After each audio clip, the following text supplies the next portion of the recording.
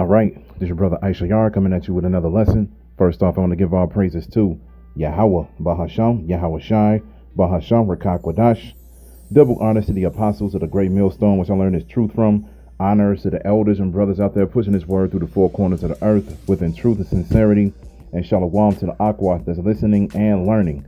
Today's video is going to be entitled Alien Mother Fathership in Our Solar System. Alien Mother Fathership in Our Solar System. All right. And I got inspired to do this lesson because of this article from Military Times. I posted this on my community tab on YouTube. And pretty much, as you can see right here within the headline, it says Pentagon UFO chief says alien mothership in our solar system possible. All right. And we already know when you see the word mothership, it should actually be fathership, because the Most High is the Father, okay? This is not a thing that's ran by women, all right? This is what this earth pushes. This is what the nation of Esau, Edom, pushes, all right? They push feminism, they push equality, and they push the woman over the men, and that's prophesied within the scriptures, that a woman shall compass a man, all right? And this is why they push that vibration so heavy. But as we all know, a woman is not coming back to save the nation of Israel, starting with the elect, all right? Yahweh Shai, which is a man, is coming back to save the nation of Israel, okay? That's what's getting ready to happen. But we just going to read just a little bit from this article right here. It says, Pentagon UFO chief says alien mothership in our solar system possible, all right? Then it says, there is a possibility that extraterrestrial motherships and smaller probes may be visiting planets in our solar system. All right, we already know the smaller probes, those are the angels, man, along with their chariots. Okay, it says the head of the Pentagon's unidentified aerial phenomena research office noted in a report draft shared Tuesday, an artificial interstellar object could potentially be a parent craft that releases many small probes during its close passage to Earth, an operational construct not too dissimilar from NASA missions. Sean Kirkpatrick, director of the Pentagon's All-Domain Anomaly Resolution Office, wrote in a research report co-authored by Abraham Loeb, chairman of Harvard University's Astronomy Department. All right.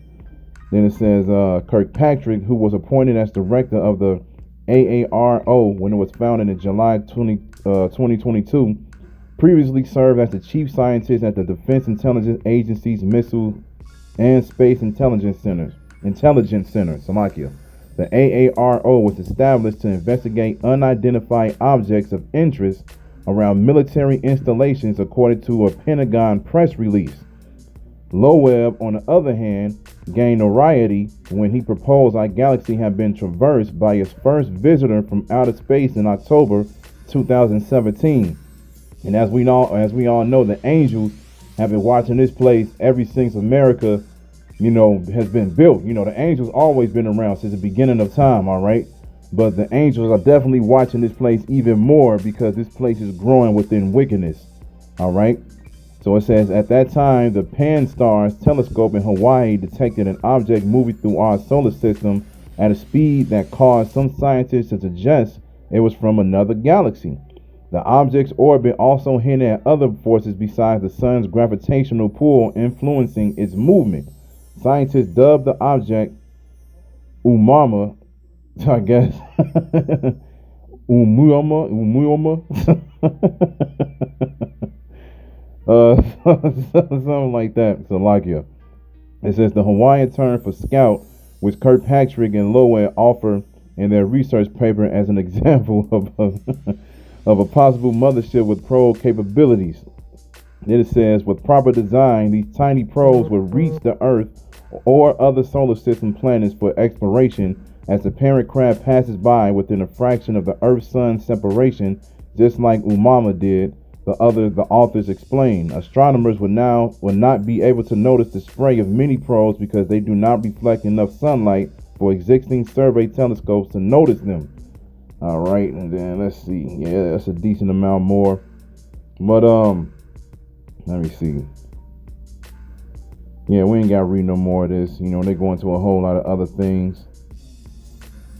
Chinese spy balloon. Yeah, man. So pretty much, as we all know, The angels have been watching this place, and now they're talking about the mothership. And as we all know, that's the fathership. And Yahushua is coming back on the largest so-called UFO ever. Okay, and that's written in the book of 2nd Esdras, the 13th chapter. And we're going to get that. But before we get that, let's go ahead and grab, the familiar scriptures real quick. Because that's how this place is going to be judged. One of the ways it's going to be judged is by the angels. They're going to showcase themselves on the chariots. They're going to be shooting lasers at people, at buildings, everywhere, man. Okay. And then at the same time, those chariots are going to be saving the elect. Okay. So let's get Zechariah chapter 5. And we're going to start at the top. It says, Then I turned and lifted up mine eyes and looked, and behold, a flying roll. And he said unto me, What seest thou? And I answered, I see a flying roll. The length thereof is 20 cubits, and the breadth thereof 10 cubits. Then said he unto me, This is the curse that goeth forth over the face of the whole earth. For everyone that stealeth shall be cut off as on this side according to it, and everyone that sweareth shall be cut off as on that side according to it. All right, so this is the curse that's going to face the whole earth, meaning this is going to be part of the judgment that's going to be presented to the earth, man, to the wicked, which is Esau, Edom, to these heathen nations, and to 2/3 of our own people. When these so-called UFOs, which are the chariots, show up, they're going to be doing a lot of damage, man. All right, a curse is nothing to be playing around with. A curse is what happens to people as far as everything that's negative, everything that goes wrong, everything that's bad, evil, okay? That's what a curse is, and that's exactly what's getting ready to happen specifically to America, aka Babylon the Great, because too many things are going on down here, man. It's getting out of control. Well, not even getting out of control. It is out of control. That's why it says in the book of Revelation, the sins have reached the heavens. It's so much going on. It's just the tab that keeps getting longer and longer and longer and longer, man. So something has to be done. And one of the ways that something's going to be done is the chariots are going to show up and they're going to show out, man. Okay. Let's get Isaiah chapter 19. And we're going to start at the top. It says, Message to Egypt. And as we all know, Egypt is another word for America because this place is the house of bondage. You can read about that in Deuteronomy 28 and 68. Okay. We were brought over to a new land in ships. We were brought into Egypt again with ships. And Egypt means hard bondage. All right. Because we serve slavery here. Okay. And as you can see at the top, it says Message to Egypt. That's why when you look on the back of your dollar bill, you see the pyramid, the all-seeing eye and everything, because this place is spiritually Egypt, along with Sodom and Gomorrah and Rome. All right. It says, verse 1, it says, The burden of Egypt, behold, the Lord rideth upon a swift cloud, a chariot, so-called UFO, and shall come into Egypt, America, and the idols of Egypt shall be moved at his presence, and the heart of Egypt shall melt in the midst of it. Everybody's going to fear Yahweh Bashem Yahushai when Yahushai comes back, man. When they see the large chariot and when they see these other chariots pop up, everybody are going to stop what they're doing, man. The whole world is going to stop. Just like when 9/11 happened and when Twin Towers got hit and everything like that, and the Pentagon got hit, the whole world stopped, man. Everybody turned on the news. Everybody turned on the radio to see what was going on. It's going to be just like that, but it's going to be even more drastic, even more dramatic, even more horrifying. Because once people actually see the chariots full blown, people's heart is going to beat, man. Everybody's heart is going to beat, even us. Because when the chariots show up, we're going to hope that they hover above us and beam us up, man. We don't know if we're going to be saved or not. This is why we make our calling sure by being diligent within this truth. Okay? But let's get back to it. Verse 2, it says, I will set the Egyptians against the Egyptians, and they shall fight everyone against his brother and everyone against his neighbor, city against city and kingdom against kingdom. Because that's what's getting ready to go down here in America. It's going to be an all-out clash, man. Race wars. You already got Esau setting up and gearing up with guns and everything if this place goes south. All right. It's going to be Egyptians against the Egyptians, Americans versus Americans. It's going to be all out hell out here, man. All right. Verse 3, it says, And the spirit of Egypt shall fail in the midst thereof, and I will destroy the counsel thereof, and they shall seek to the idols and to the charmers and to them that have familiar spirits and to the wizards. And the Egyptians will I give over into the hand of a cruel Lord. That cruel Lord is Yahushua. And it says, and the fierce king shall rule over them, saith the Lord of hosts. So when Yahushua comes back on that swift cloud, which is the chariot, he's going to be a cruel Lord because he's going to rule this place with a rod of iron. All right, let's get Revelation. We're going to get Revelation. Hold on, go over here. We're going to get Revelation, go to the first chapter. We're going to go to verse 7.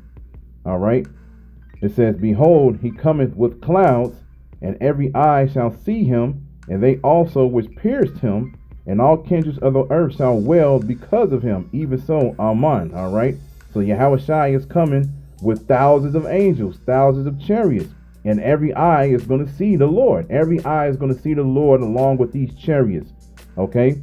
And people are going to wail. People, like I said, people are going to be afraid. People are going to tremble. They're going to think twice about making the next move. Okay, that's written in the book of Second Esdras as well. When Esau sees the Lord come back along with the angels, they're going to be hesitant. They're going to be like, damn, no, I don't want anything to do with this. But what did Yahushua put in their spirit, man? He said he was going to put the spirit in them to continue to fight. So let's get that real quick. Hold on, let me get rid of this. All right, and we're going to start right at the top. It says, this is 2nd Esdras chapter 13, verse 1. And it says, and it came to pass after 7 days, I dreamed a dream by night, and lo, there arose a wind from the sea, that it moved all the waves thereof. And I beheld, and lo, that man waxed strong with the thousands of heaven, Yahushua with the thousands of angels. And when he turned his countenance to look, all the things trembled that were seen under him. Exactly. People are going to be afraid when they see the Lord return. And whensoever the voice went out of his mouth, all they burned that heard his voice, like as the earth felleth when it filleth the fire. And after this I beheld, and lo, there was gathered together a multitude of men out of number from the four winds of the heaven to subdue the man that came out of the sea. Yeah, because Yahushua is going to come back in the midst of World War III. Once Yahushua comes back along with the angels, the world, like I said, the world is going to stop, and people are going to stop fighting each other, man. They're going to stop fighting each other, and they're going to try to fight the Lord. They're going to try to actually bring down the Lord and the angels, okay? Verse 6, it says, but I beheld, and lo, he had graved himself a great mountain and flew upon it. That's the fathership, okay? Not the mothership, the fathership. But I beheld, and lo, he had graved himself a great mountain and flew upon it. But I would have seen the region or place whereout the hill was graven, and I could not. That's how huge the chariot was. Esdras couldn't see where it began and where it ended. That's how huge this chariot is going to be that Yahushua is coming back on. Verse 8, and it says, and after this I beheld, and lo, all they which were gathered together to subdue him were sore afraid, and yet durst fight, because Yahushua is going to put the spirit upon Esau to fight back. Like I said, when Esau sees Yahushua and the angels, they're going to be like, nah, we don't want anything to do with this. But it's going to be the same way that the Most High did with Pharaoh. When Pharaoh saw all the plagues happening to him and his people, he backed off. But then out of nowhere, the Most High did what? He hardened his heart. And then Pharaoh was like, nope, I'm not letting your people go. Because the whole point of that is so people can actually see and feel the power of Yahweh B'Shem Yahushua. People can acknowledge the Lord, man. And that's exactly what's going to happen again this time around. People are going to remember that there is a power out here. There is an actual God. And this God is coming back to take back what's his. And that's the Lord Yahushua, man. Okay, so he's going to harden Esau's heart, and they're going to fight back. Okay? Because the Most High is going to make sure that this place goes out with a bang, literally, from the nuclear destruction, and it's going to be an all-out show. It's going to be a show, man. You're going to have some of the elect out here with the spiritual power. You're going to have Yahushua out here doing work, the angels doing work. We getting ready to live at the end of the movie, man. Let me see. Let's verse 9, and it says, and lo, as he saw the violence of the multitude that came, he neither lifted up his hand, nor held sword, nor any instrument of war, but only I saw that he sent out of his mouth as had been a blast of fire, and out of his lips a flaming breath, and out of his tongue he cast out sparks and tempests. So Yahushua is going to literally be breathing fire and lasers out of his eyes and killing these people, man. Getting rid of everything, every single thing that's in his way, man. Yahushua is going to show his true power. We're going to see the spiritual power from our Lord. It said he didn't have to lift up an instrument of war. Yahushua is coming back with his glory. The true power, man. It's going to be great. Verse 11, and it says that they were all mixed together, the blast of fire, the flaming breath, and the great tempest, and fell with violence upon a multitude which was prepared to fight, and burned them up every one, so that upon a sudden of an innumerable multitude nothing was to be perceived, but only dust and smell of smoke. When I saw this, I was afraid. So when Ezra saw this prophecy, when he saw this vision, he was like, man, it shook him up. He was like, man, this is a lot. All right, this is why Ezra was hoping, and he still hopes, whoever Ezra is today, hoping and praying that they make it up out of here, man, because Ezra saw the destruction. He saw how bad it was. He saw how terrible the Lord is, man. Okay, so at the end of the day, this is what's getting ready to happen.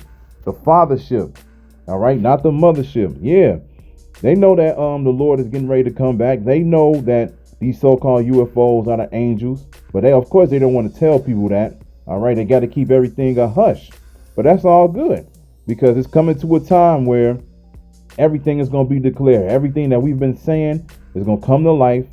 It's going to come full blown, and then that's when everything goes. That's when everything is going to start going down, man. So and then it ain't nothing Esau can do about it. He can observe, he can plan, he can do all these different things, but he cannot take down the Lord and the angels, man. This is the end of his rulership.